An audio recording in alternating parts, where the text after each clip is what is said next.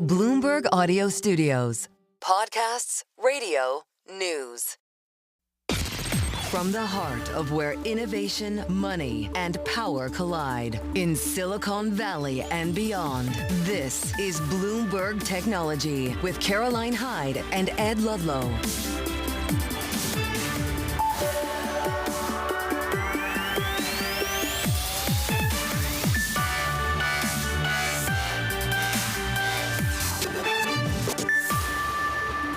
Live from New York, I'm Caroline Hyde.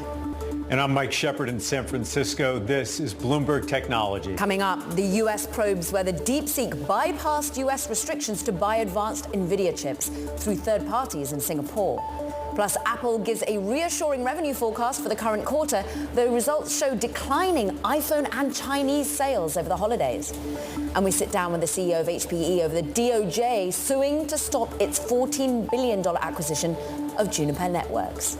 But first, a check-in on these markets, which have underperformed from a tech perspective in the last month, the most since 2016. A brilliant line coming from Bank of America's Michael Hartnett, who potentially thinks we are now seeing the dawn of the Magnificent Seven. He coined the phrase Magnificent Seven, Mike, and we're starting to question the overall peak of AI spending. This is, of course, crucial in the context of this week. We started the week on DeepSeek revelations. Do you need as much compute when you've got an R1 model that's brought to bear? The implications that has for the GPU sellers such as Nvidia. And today we get that first official meeting between Nvidia's CEO Jensen Huang and indeed President Donald Trump. Look, we understand that the meeting has been in the works for several weeks now. They plan to discuss AI policy, but that policy just got so much more interesting following the revelations of R1. Caro, there is so much riding on this meeting for Jensen Huang. And you're right. We heard him say at CES that he was looking forward to a meeting with Donald Trump, but so much has happened since then. And all the other major tech leaders have had their chance in their sit-downs with Donald Trump. And the question now is whether it might be a case of too little, too late for Jensen Huang as he sits down with Trump, with all the pressure growing on whether the U.S. should impose even more restrictions on AI chip sales to China, Caro. And of course, for many, the question still remains as to whether or not it was done with very high-powered Nvidia chips or not. It all comes as U.S. officials, in fact, Mike, are probing whether DeepSeek bought advanced Nvidia chips through third parties, perhaps in Singapore. Here's what a representative, Raja Krishnamurthy, had to say about the show of balance of power yesterday. What I'm concerned about is, for instance, with DeepSeek, that they were able to stockpile a number of the highest end chips before the export controls actually went into effect, namely the H100 chips. And then they bought a lot of these H800 chips. And so what we want to do is both strengthen the export controls and make sure that they're not porous. A leading lawmaker there on the policy implications of China and US. And we bring in Bloomberg's Jordan Robertson because there is much speculation as to whether or not DeepSeek achieved this with chips that it was allowed to purchase or chips that perhaps it circumvented some key policies here in the United States. Yeah, thanks for having me. We reported today that U.S. officials are investigating whether DeepSeek achieved its breakthrough in AI chatbots, through the acquisition of advanced Nvidia chips that it's not supposed to have. Now, I should point out that the timeline here, it's messy, because DeepSeek has acknowledged using Nvidia chips in its network. That is not a secret. That is not something the company has tried to hide. The question is, which chips has it used, and when did it buy those chips, and where did it buy those chips from? And our reporting is that American officials are looking at, whether those acquisitions of chips included chips that were not supposed to be sold to China and that transited, from the U.S. to China via Singapore. Jordan, let's get blunt here. Are the export controls even working? Have they been able to stay ahead of what appears to be China's ability to leapfrog ahead or around them? Yeah, that's the big question in a lot of the China revelations we've seen over the last, especially 12 months, whether it's, the chips used in Huawei phones, or in this case, the chips used to, facilitate DeepSeek's breakthroughs.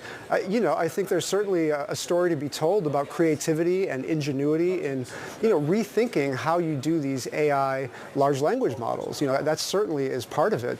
But at its core, you do need hardware, you do need software, you still do need the most advanced technology available, whether that's ASML hardware to make chips, or in this case, Nvidia's GPUs to run these models. And again, DeepSeek has not hidden the fact that it uses Nvidia chips.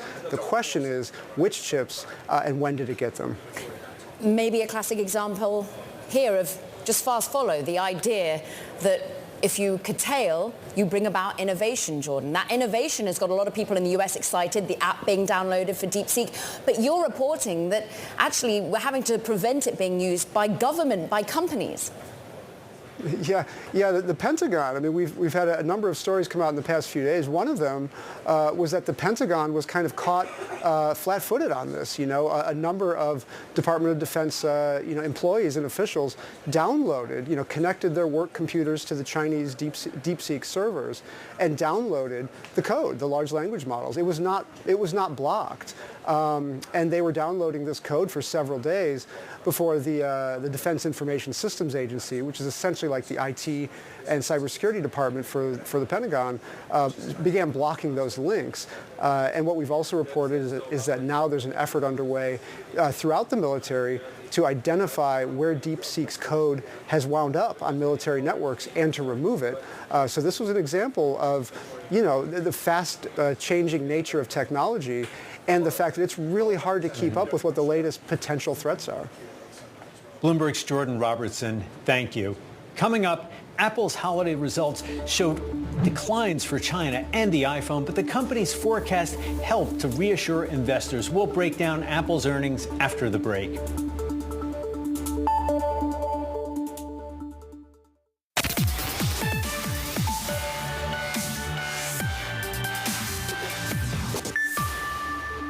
If you look at our Greater China revenue for the quarter, we were down 11% year over year.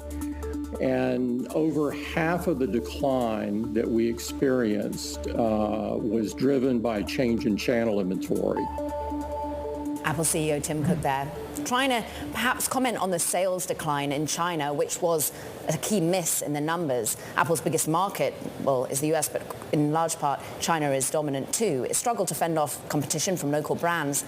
Let's get to Mark Gurman, who was trying to understand really what this inventory change really meant. How did it spawn an 11% decline in China sales? Yeah, so whenever Apple has a shortfall these days, of course, there were days where they didn't have these shortfalls.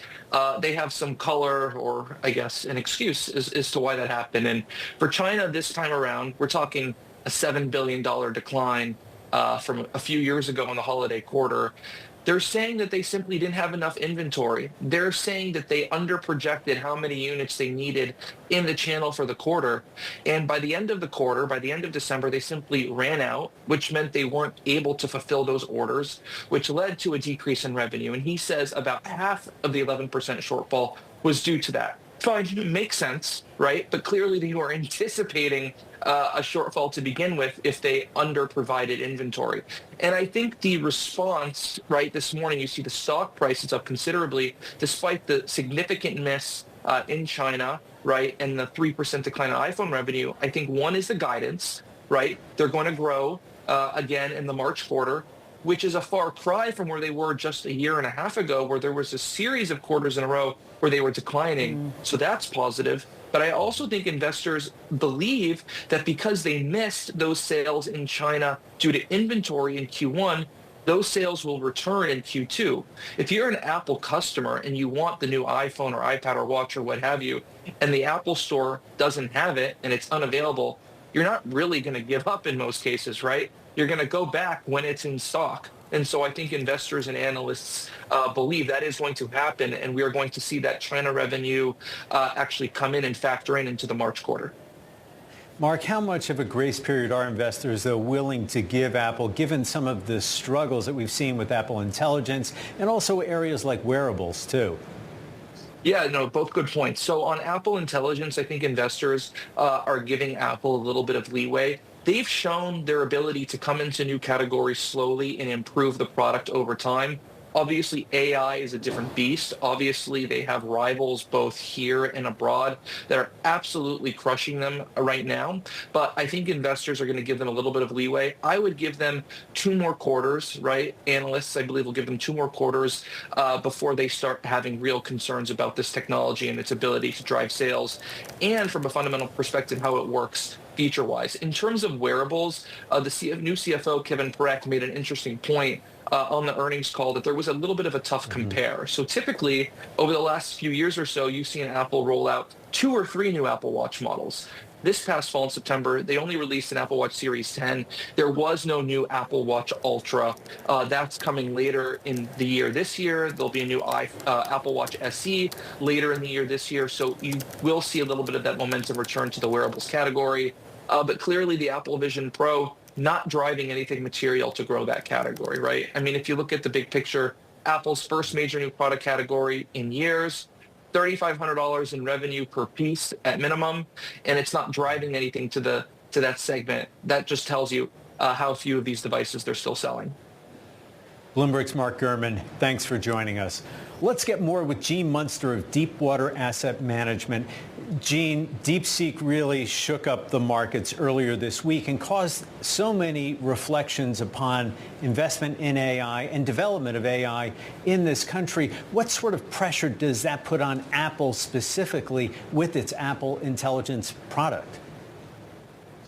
It's probably put a relief on Apple because if DeepSeek does advance some of these third-party models and basically creates an environment where the primary models like GPT or Gemini will have to lower their price to compete with more of these open source, that benefits Apple from 2 perspectives. First is that as you use Apple Intelligence and it goes and taps into OpenAI, for example, there is a cost that comes to Apple for those tokens. That's how it's measured. The usage is measured and they sell tokens.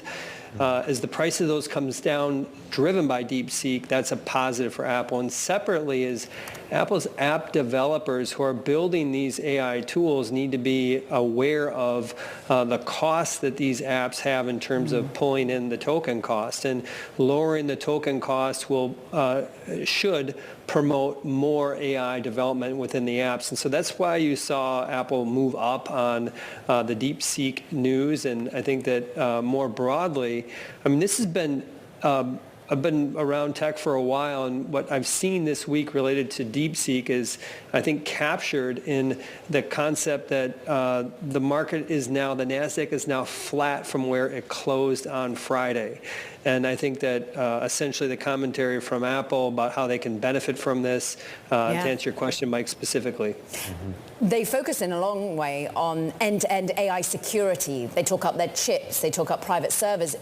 Is that going to be integral to a consumer when we're thinking about using Chinese apps when it comes to artificial intelligence? So for U.S. consumers and Western consumers, they're probably not going to want to use a model. I suspect most people will not want to use a model that's based in China. And part of it is because I think this data integrity question, that's something that matters more for people who are over 35 years old. When through our research, we've seen that younger demographics tend not to care. I think the whole TikTok example is a pretty clear example. People just want the content, and I think some of the potential downfalls to using some platforms, it's just not top of radar. But to answer your question is that Apple will brand around security, of course, with AI, and the benefit, I think, with DeepSeek or some other third-party open source AI within China is that Apple really needs to fill that AI hole in terms of Apple Intelligence. Who is their partner in China? Let's just talk about Apple Intelligence that we just heard from Mark Gurman. I know you speak with him. He's been saying, look, you, the analyst community and the investor community, will give Apple a 2-quarter grace period to get this intelligence side right. Is that the sort of length of time we need? I think actually investors are going to give probably a little bit more room and probably give a pass largely on fiscal 2025. And if you look at the street numbers right now, they're after these adjustments last night, iPhone growth is going to be around 3%. It steps up to 8% in fiscal 26. And so I think that as long as that carrot is out there, and Apple did a good job of reminding investors that carrot's there, because in markets that Apple Intelligence is available, they said sales did better than in the other markets. As long as that carrot's out there, I think you're going to see this this trend towards investors focused on what this breakout potentially could look like. And I would just say this, and Mark's done an incredible job of reporting on the features on Apple Intelligence, the timing, all these. And from my perspective, I think that they still fall well short of what needs to happen for these products to really get people excited and tell their friends to buy it. I think they're going to get there. I'm an Apple shareholder. Our firm owns it. I think they're going to get there. But I think that the product needs not only more distribution over the next few quarters, but the feature set really needs to get pumped up. Gene, in China, we saw Apple report inventory issues there, but soon they're going to have some geopolitical ones, perhaps thanks to tariffs that Donald Trump is threatening against the world's second largest economy. How do you see Apple navigating that later this year if that happens? Well, just quickly on the tariff side, it was the second to last question on the call last night, and Cook just said we're monitoring the situation. So he basically sidestepped the question. I think most investors believe that there is just no risk to the tariffs, given what happened 7-8 years ago. They're able to navigate around that. So this probably is more of a risk to Apple stock, just given I think that most investors are complacent on what this potentially could mean. I think it's going to be fine. I think they're going to be able to navigate that. But I think there's something bigger going on in China, potentially something bigger going on. When you see Huawei, their phone sales up 15% in the December quarter, and Samsung and Apple, if you adjust for the channel inventory, down 3, 4, 5, 6%, it begs a question, is it about lack of AI features, or is there some sort of shift that Chinese consumers, some sort of bias maybe towards more homegrown products? And this goes beyond Apple and Samsung, but maybe a thing about like how Tesla could be impacted. And the Chinese government does an amazing job of being able to kind of steer how public sentiment is around some of these products. And yes, that's kind of in the back of my mind about something else may be going on. This isn't just China economy's weak in a quarter, and that negatively impacts iPhone. In a way. Exactly. And patriotism, Gene, well said. I mean, with 30 seconds to go, give marks out of 10 for this earnings season this week with Tesla there, Meta too.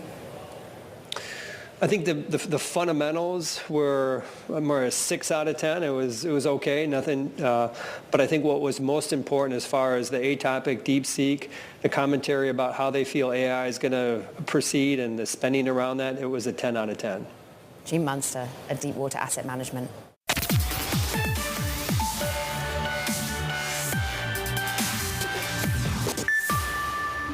More earnings, more chips. Let's look at Samsung, chip maker, of course, on the downside by 0.3%. Its pivotal chip division has reported a smaller than expected profit. The company is fighting off arch rival SK Hynix, who itself has been on the downside after a 4-day holiday over in South Korea, and some worries post DeepSeek and what it means for chips more broadly, Mike. Caro, Intel posted better than expected fourth quarter results as the company saw a sales beat, partly from Asia, customer orders ahead of possible tariffs from the U.S. But the company says first quarter sales are expected to fall short of expectations on weaker demand and tougher competition. We're joined now by Wedbush analyst Matt Bryson, who's been writing that the results were, quote, nothing unexpected. He maintains a neutral rating on the stock with a $20 price target, and he's with us now. Matt, we did hear a somewhat more realistic tone from the interim CEO about the prospects for maybe turning the company around in the short term. How did that land with you? I think it's the right way to think about things in the sense that Intel under Pat Gelsinger was consistently being optimistic about where things were going to end up. And at the end of the day, that ended up disappointing investors. So you start off with a more realistic bar, and the hope is you're able to execute from there. Realistic looks pretty painful, and the shares do drop on the back of all of this. No quick fixes, but what can be done in the interim when you get no news on a new CEO? Yeah, so I think the big question is, what does Intel do from here?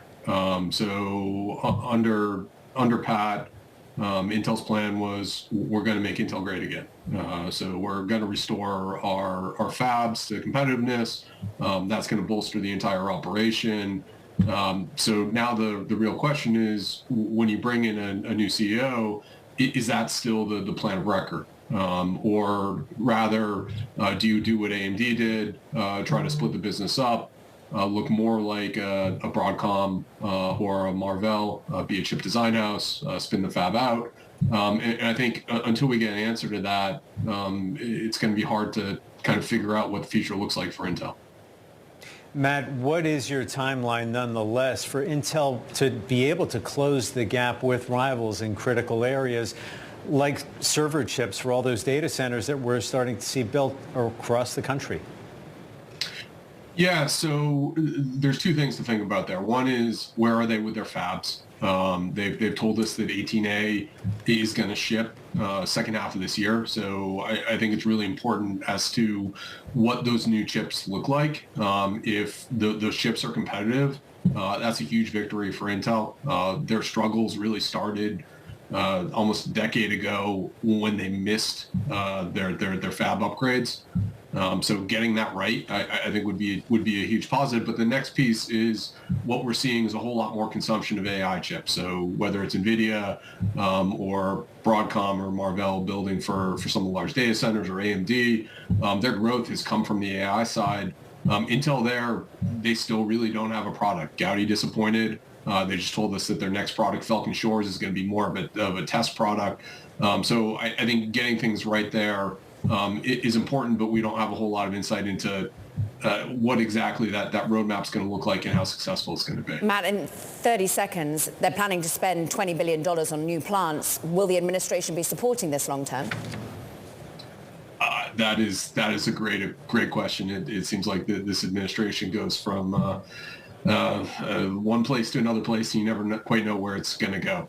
So hopefully for Intel's sake, they will, but I'm not going to guess what the Trump administration is going to do. Matt Bryson and Wedbush, thanks so much for your time today.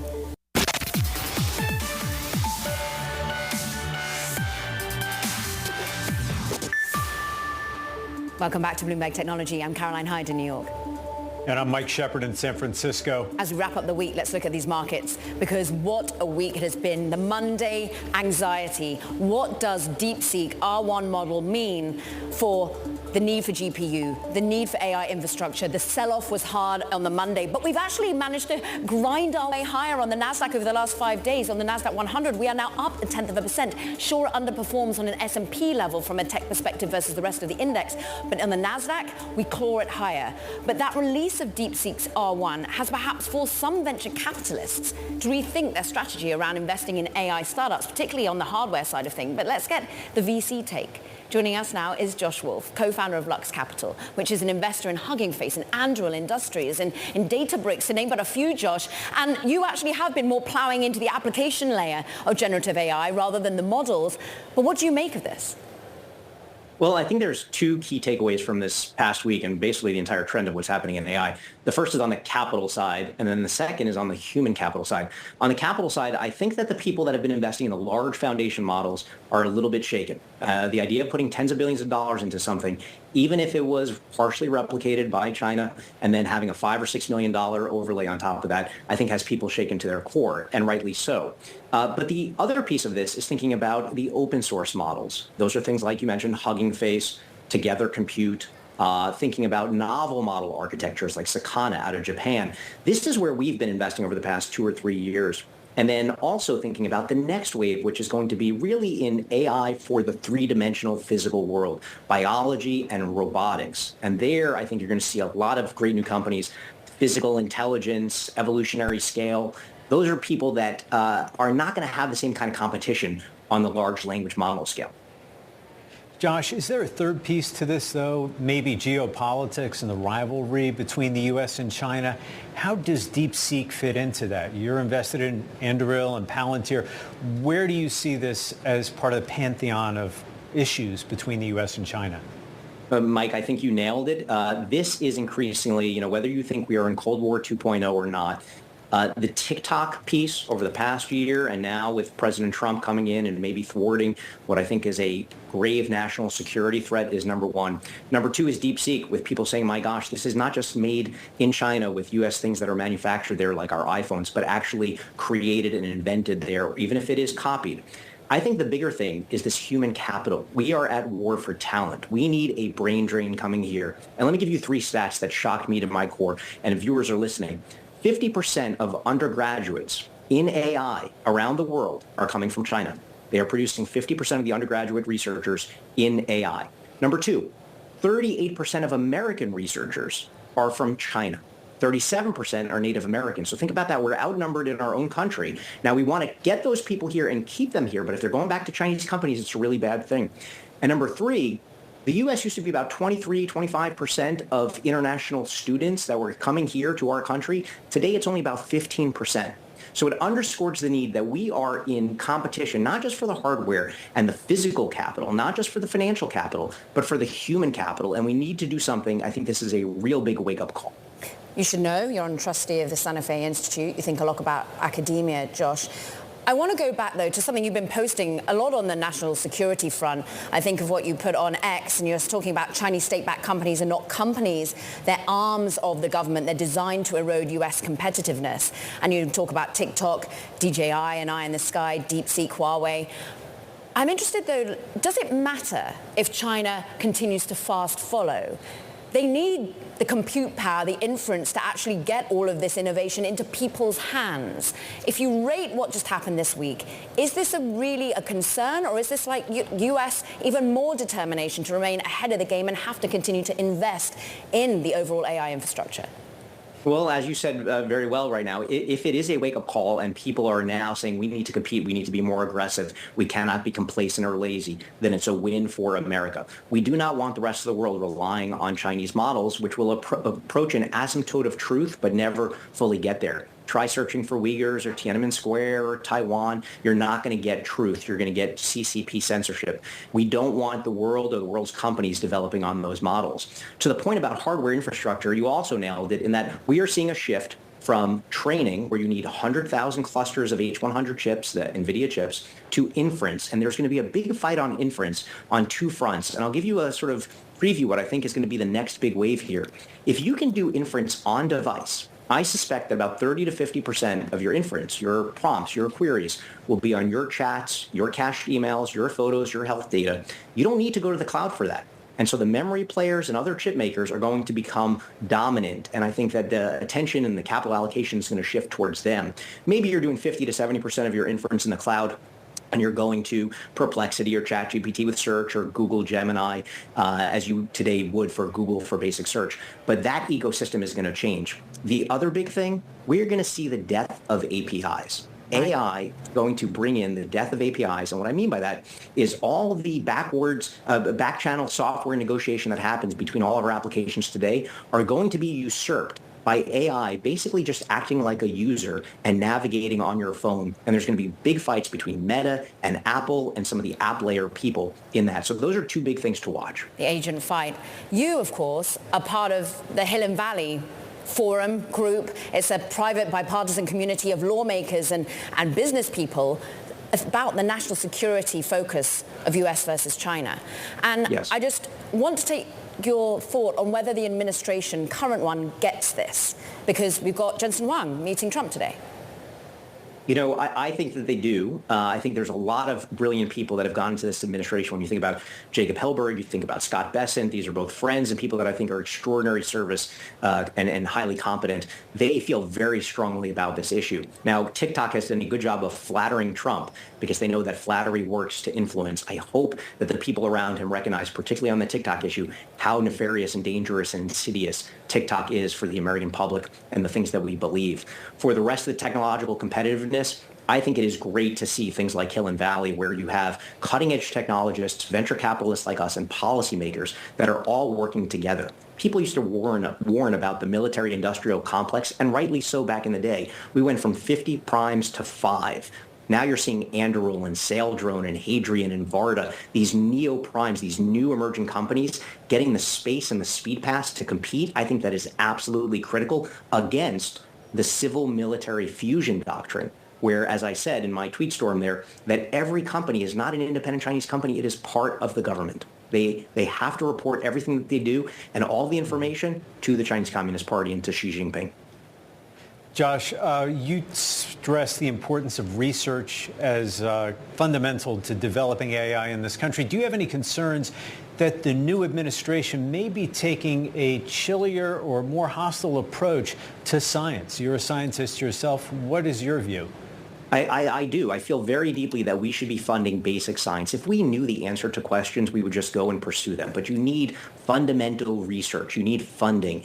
Can those things operate better? Yes. But the answer is not on the administrative side trying to cut things. The answer is giving more grants and more money, not less, to younger people, to younger researchers. And I know that sounds crazy, but most of the great breakthroughs happen from that crazy cocktail, that potent combination of ambition and naivete and people that question why wouldn't we try that? Why not try? Versus the old guard that often is set in their ways and sclerotic and solidified, and they are basically always saying, why try that? So instead, give more money to young people, but we should absolutely, as we're seeing from China and their competitive rise, we should absolutely be giving more federal funding to basic science and undirected research to create the spontaneous breakthroughs that can change the world. We want the GLP-1s invented here. We want the GPUs invented here. TSMC itself should have been invented here instead of in Taiwan. So we want all these great breakthroughs, whether they're in chemistry, physics, material science. We dominated in software for the past 2 decades, and for the past generation, we really want to dominate in the physical sciences, robots, space, rocketry. Thank gosh for SpaceX, even though I'm really critical of Elon, an amazing company and an amazing American company. So we need more of that, not less. Josh Wolf, co-founder and managing partner at Lux Capital, thank you for joining us. Coming up, we speak with Hewlett-Packard Enterprise CEO Antonio Nori as the U.S. sues to block the company's acquisition of Juniper Networks. This is Bloomberg Technology.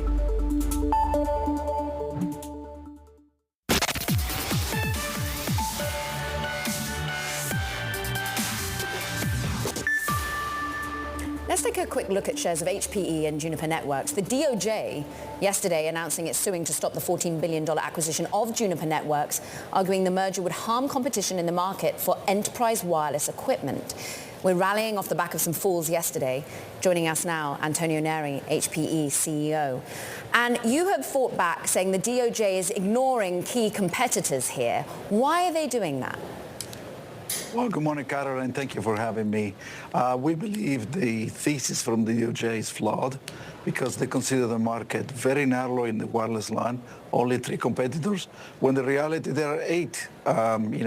Even industry analysts came out yesterday, stating that that's the case.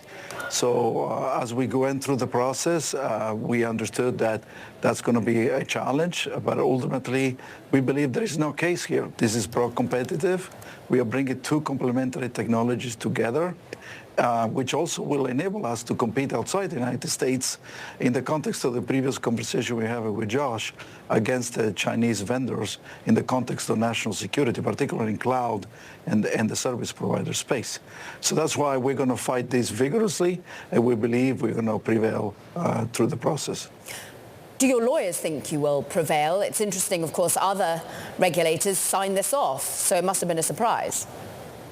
Yeah, it was a surprise because 14 of the 16 jurisdictions around the globe approved the deal pretty much by September last year, which was, very, very quick, since the announcement was January 9, 2024. And that included the UK and the European Union. They never asked for a second request. Customer testimony was always in favor of the transaction. And that's why, since September, we were pretty much substantially complete with the DOJ process, but obviously through the elections and the like, we took us to today. And then, when I met with the DOJ on Tuesday, nothing new came out of that conversation. And therefore, we are surprised and disappointed. But ultimately, we believe this is pro-competitive, and we believe this is the interest on the national security in alignment with the current administration agenda. And that's why, from a pure antitrust perspective, we believe we have a case here for us. Antonio, did you try in the course of those conversations with the Justice Department ahead of the lawsuit being filed to negotiate something or perhaps offer concessions? What might those have been, and what did DOJ ask you for? No, it was not necessary, and the DOJ never asked for any concessions whatsoever. They asked us through the process several extensions, but we never discussed remediation or any concessions as a part of the approval. Are you a little surprised then by the current administration actually following through with this case? You pointed to its posture when it comes to competitiveness in the U.S. And trying to, foster investment. How does this square with what the president, for instance, would be talking about when it comes to business? Well, Mike, we don't have yet the permanent leaders, neither at the DOJ nor at the antitrust division. So we're looking forward to have them on board. We hope that they will take a second look at the case and realize that this transaction is core tech, not big tech. Remember that both Juniper Networks and HPE powers a lot of the United States infrastructure in the Department of Defense, Department of Energy, and many other administrations across the government. And so we're hopeful that when the new administration is in charge, they're going to look at this and take a second look and realize this is aligned perfectly with the agenda that the president has. America first, build in the United States. Let's remind ourselves a lot of the equipment that HPE produces today for the United States government is built in the United States and also outside the United States to compete with China. The reason why the market looks the way it looks in the United States, which is 8 vendors, and this is data from the industry analysts, which we provided, obviously a tremendous amount of documentation, is because Huawei is not allowed to play in the United States. But when you go outside the United States, there are actually 9 vendors. It does feel like China continues to be the bogeyman that a lot of companies are going to turn on to try and get things through. And ultimately, I put to you that James McHenry, who's the acting Attorney General at the moment in the US, probably wouldn't have pursued this unless he got some sort of sign-off from the new administration, a more pro-business administration. So do you think really this is going to land any differently with Pam Bondi? We don't know. Karen, I will not speculate on that. Excuse me for my voice. I will not speculate on that. We have dealt with the Department of Energy Antitrust Division. We were very collaborative, constructive throughout the process. And we hope that the new administration, when it's in charge, they're going to look at this and they will bring us back at the table. Otherwise, we will pursue the actions through the court. They were the ones decided to file the lawsuit to block the transaction. And we believe we have the right to defend ourselves there. And we believe that we can prevail through just the antitrust aspect of the case. And then in addition to that, we hope that also the national security aspect of this are considered as well. HPE CEO Antonio Nori, thank you.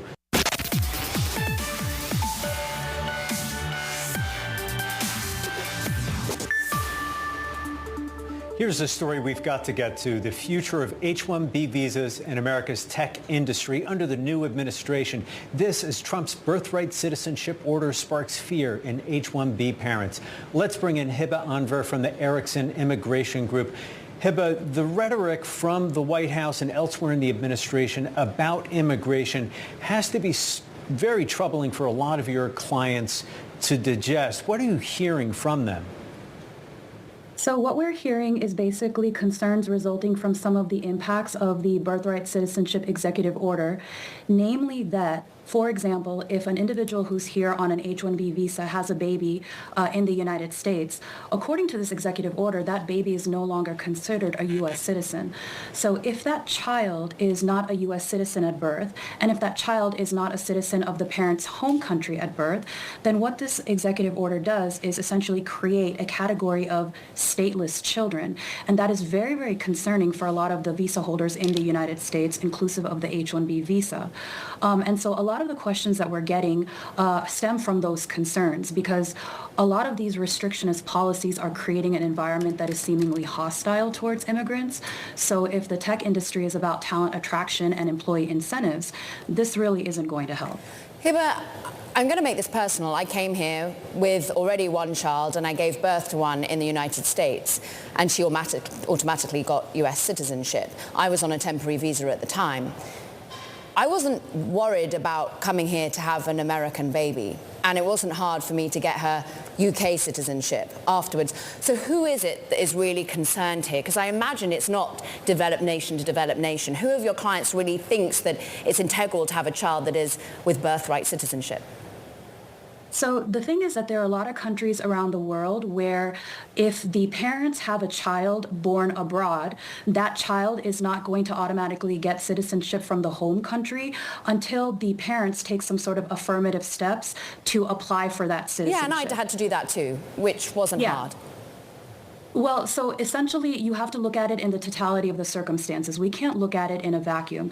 If the United States is going to have policies that are seemingly hostile towards immigrants or making it harder for immigrants to establish their families and their lives in the United States, then irrespective of whether the citizenship of the home country is easy for the parent to obtain for their child, that visa holder in the United States is going to think twice about whether or not they want to settle in the United States long term. So then if you take a look at the companies that actually employ those individuals, those companies are going to find it more difficult to retain the top talent that they rely on in order for them to be competitive on a global stage.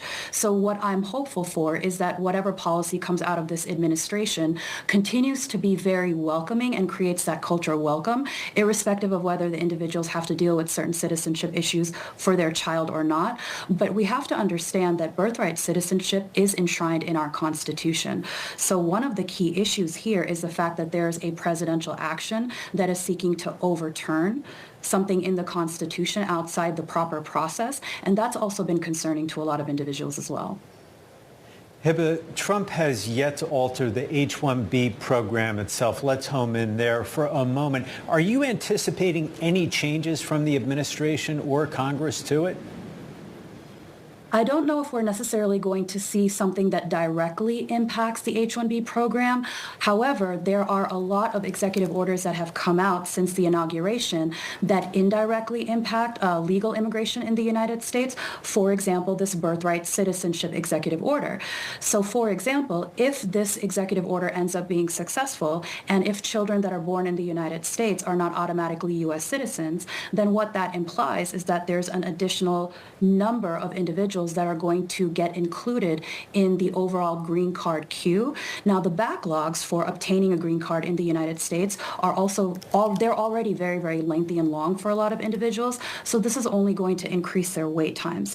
So again, if you look at the totality of the circumstances, this is creating a little bit of like a discouraging environment for individuals that are seeking to live in the United States. Well said. I can tell you it took a long time to get a green card. Hiba Anwar, really great to have you on the show from Ericsson Immigration Group.